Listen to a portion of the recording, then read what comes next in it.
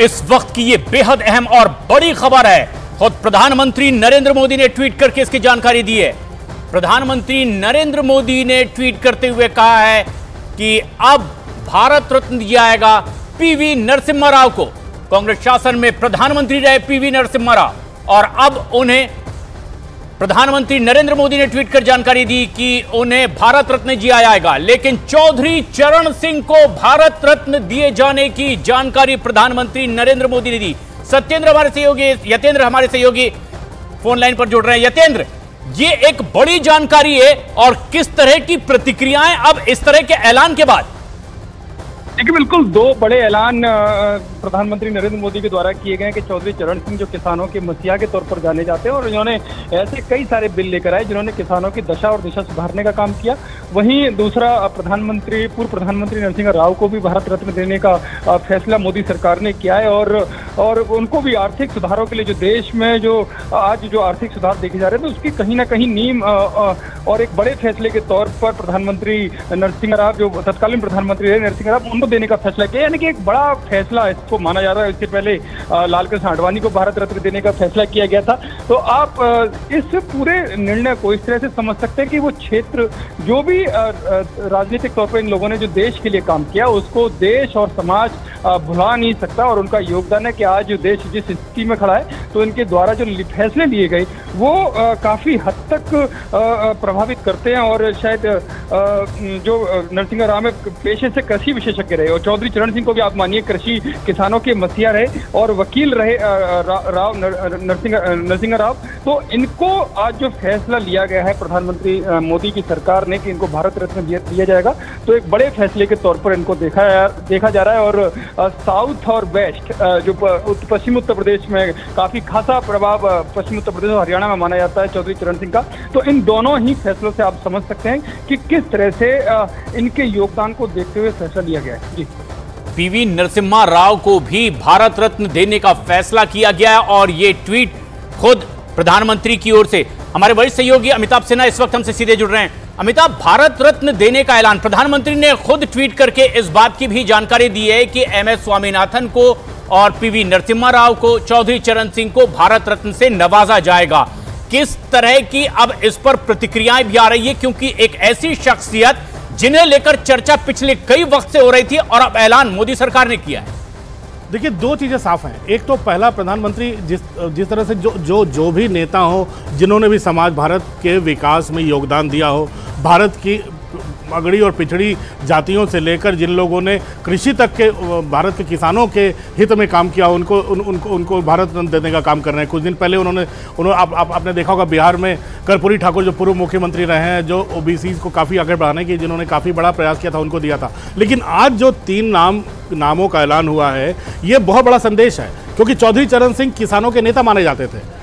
अगर उन्हें देखा जाए तो देश के उप प्रधानमंत्री रहे, देश के उप प्रधानमंत्री भी रहे और देश के किसानों के सबसे बड़े शुभचिंतक माने जाते थे। उनके नाम पर उनके बेटे अजीत सिंह भी केंद्र सरकार में मंत्री रहे, वो भी बीजेपी के साथ रहे। उनके पोते जयंत चौधरी कर रहे हैं राजनीति। तो इसमें दो चीज़ें साफ है, एक तो प्रधानमंत्री और दूसरे एमएस स्वामीनाथन, जिनका कृषि क्रांति में बहुत बड़ा, हरित क्रांति में बहुत बड़ा योगदान रहा है।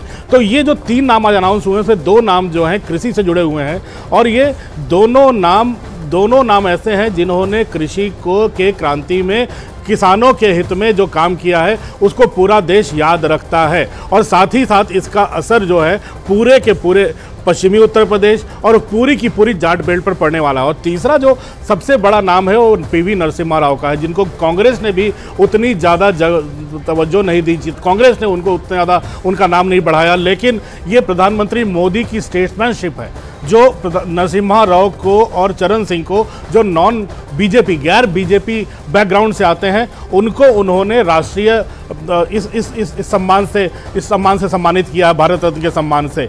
ये पार्टी लाइन से परे है। प्रधानमंत्री ने इसको एक स्टेट्समैनशिप कहते हैं कि नरसिम्हा राव, जिन्होंने देश में, जो प्रधानमंत्री मनमोहन सिंह के मेंटर रहे, जिन्होंने वित्त मंत्री बनाया, जो ग्लोबलाइजेशन और लिबरलाइजेशन की प्रक्रिया 1991 में नरसिम्हा राव ने शुरू की थी और आज शायद देश जिस विकास की राह पे बढ़ता चला जा रहा है उसके बीज नरसिम्हा राव ने रखे थे। वो एक प्रधानमंत्री ने कल भी मनमोहन सिंह की काफ़ी तारीफ की थी, और नरसिम्हा राव के भी, और अब आने वाले दिनों में जो साउथ से जिन लोगों को जिन सम्मानित किया जा रहा है, आंध्र प्रदेश से आते थे वो, और नरसिम्हा राव का योगदान कम से कम विकसित भारत के इतिहास नहीं भूलेगा। तो मुझे लगता है दो चीज़ें साफ हो गई हैं। एक, किसानों के कॉज को जो चैंपियन करते हैं, जो किसानों के हितों की रक्षा करने के लिए पूरी जिंदगी लगा दी है, चौधरी चरण सिंह और MS स्वामीनाथन, किसानों से संबंधित, उनको अवार्ड दिया है। और दूसरा नरसिम्हा राव, जिसको अवार्ड दिया है, वो भारत के ग्लोबलाइजेशन और लिबरलाइजेशन के बहुत बड़े जनक रहे। और इसी में दिखाता है कि प्रधानमंत्री कैसे गैर बीजेपी नेताओं को भी भारत रत्न देने में कोई कोताही नहीं करते। ये कांग्रेस की नीति से बिल्कुल परे हटकर है। और ये एक बड़ा ऐलान प्रधानमंत्री नरेंद्र मोदी ने खुद सोशल मीडिया प्लेटफॉर्म एक्स के जरिए इसकी जानकारी दी है। लेकिन सबसे खास बात यह कि तमिलनाडु में जन्मे MS स्वामीनाथन हरित क्रांति के जो जनक माने जाते हैं, और कृषि सुधारों की ओर कई ऐसी अहम बातें जो लगातार आगे आने वाले कई सालों तक चर्चा का विषय बनेगी, उन्हें भारत रत्न देने का ऐलान किया गया। चौधरी चरण सिंह, किसानों के एक निर्विवाद नेता चौधरी चरण सिंह, जिन्हें भारत रत्न देने का ऐलान किया गया। क्या यह दिखाने और जताने की भी कोशिश है अब केंद्र सरकार की ओर से कि किसान हित की सिर्फ बात ही नहीं कर रहे हैं, बल्कि जो वाकई उसके हकदार हैं उन तक ये रत्न पहुंचाया भी जा रहा है?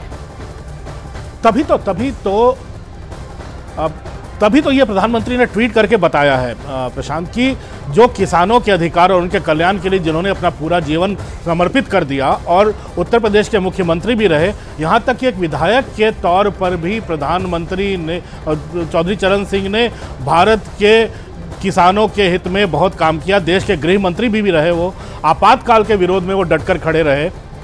और किसान भाइयों, प्रधानमंत्री ने लिखा है कि किसान भाइयों के लिए उनका जो समर्थन का भाव है, वो इमरजेंसी के दौरान लोकतंत्र के प्रति उनकी प्रतिबद्धता रही है, उसको पूरा देश याद रखेगा। यानी कांग्रेस के खिलाफ इमरजेंसी में लड़ना, किसानों का हित, ये दोनों का ध्यान रखते हुए प्रधानमंत्री ने उनके नाम को आगे बढ़ाया। और दूसरी जो सबसे बड़ी बात जो मैं बार बार कह रहा हूं कि गैर बीजेपी नेताओं को भारत रत्न देना, यह भी बहुत बड़ी स्टेट्समैनशिप है प्रधानमंत्री मोदी की। और इसी कड़ी में चौधरी चरण सिंह का नाम, और सबसे बड़ी बात PV नरसिम्हा राव का नाम, जो कि कांग्रेस की ओर से प्रधानमंत्री पद पर रहे हैं। और ऐसे में जबकि गतिरोध कांग्रेस और बीजेपी के बीच चाहे सदन में हो या सड़क पर देखने को मिलता है, PV नरसिम्हा राव के नाम के ऐलान को लेकर के अब किस तरह का रिएक्शन भी है जो सामने आ सकता है, और किस तरह के सियासी बातें कही जा सकती है।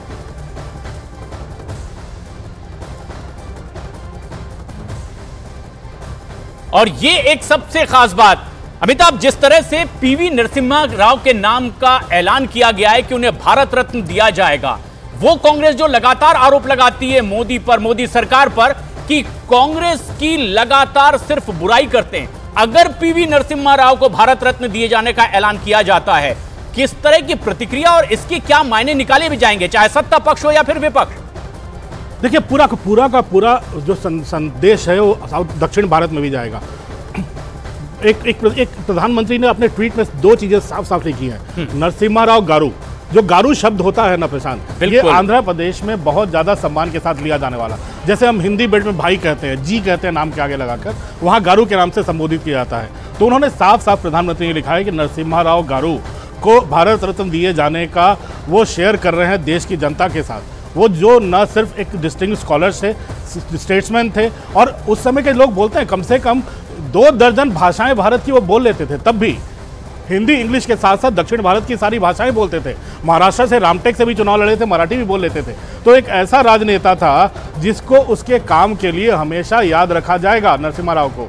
और सबसे बड़ी बात है जो मैंने कहा, जो ग्लोबलाइजेशन और लिबरलाइजेशन, जो भारत में जो सुधार की प्रक्रिया थी, आर्थिक सुधारों की, वो बड़े बहादुरी के साथ उन्होंने शुरू किया था। ऐसे समय जब VP सिंह सरकार और उसके बाद की सरकारों ने 2 साल में अर्थव्यवस्था की ऐसी हालत कर दी थी जब देश का सोना तक बाहर गिरवी रखना पड़ा था। ऐसे में नरसिम्हा राव ने कमान संभाली थी राजीव गांधी की मृत्यु के बाद के चुनाव के बाद। तो जाहिर है एक ऐसी, और कांग्रेस ने कभी उनको तवज्जो नहीं दी।